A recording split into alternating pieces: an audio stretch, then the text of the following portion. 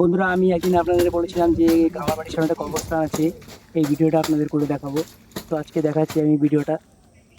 এই যে তাল গাছগুলো আছে এর নিচেই কবরস্থান।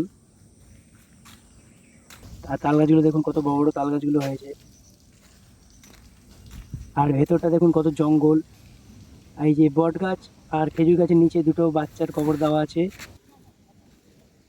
আর এই সমাধিটা দেখুন, স্বামী স্ত্রী।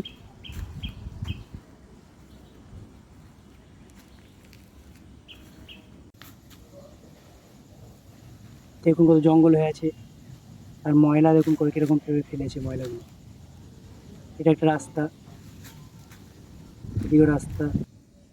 আর আপনাদের জুম করে দেখাচ্ছি, দেখুন জঙ্গলের ভেতর দিয়ে এই একটা সমাধি।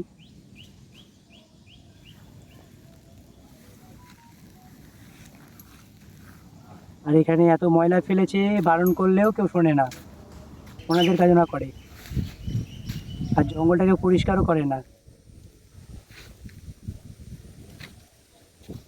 কবরস্থান এরকম থাকে না, সবসময় পরিচ্ছন্ন থাকে, কিন্তু আমাদের এখানে কেউ করে না, উল্টে আরো ময়লা করে বেশি।